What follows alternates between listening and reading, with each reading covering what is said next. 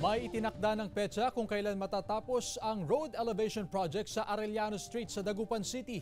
Makibalita tayo live kay Claire Lacanilaw.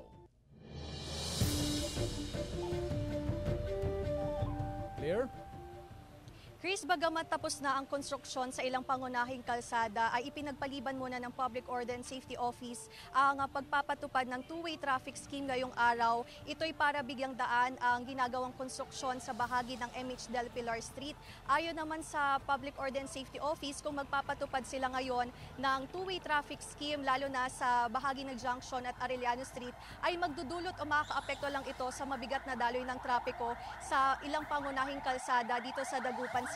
At target naman ng City Government, maging ang DPWH na matapos sa March 30 ang ginagawang konstruksyon sa bahagi ng Arellano Street, maging sa MH Del Pilar ay target nilang matapos sa April 15. At tiniyak naman ng ilang utility companies na walang makakaapekto na linya ng kuryente at ilang linya ng tubig sa ginagawang konstruksyon, lalo na dito sa MH Del Pilar Street.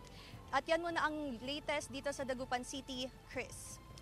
Saglit lang, Claire, no? Sinasabi natin na March 30 ay matatapos ang ilang road construction sa ilang major thoroughfare sa Dagupan City. Kaugnay nito, aabutan kasi yung paggunita sa mahal na araw. So meron bang ipapatupad na traffic management scheme o traffic rerouting sa mga araw na iyon?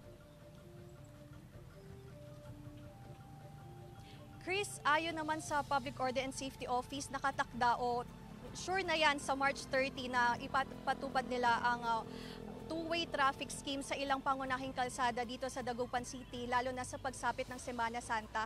Tiniyak naman nila ang kanilang kahandaan sa magiging sitwasyon sa daloy ng trapiko pagdating nga ng pagdagsa ng tao sa pagsapit ng Semana Santa. At paalala naman ng otoridad sa publiko na sumunod sa batas trapiko at maging sa mga pagparada sa hindi angkop na lugar upang hindi makaapekto sa daloy ng trapiko dito sa Dagupan City. Chris. Maraming salamat, Claire Lacanilaw.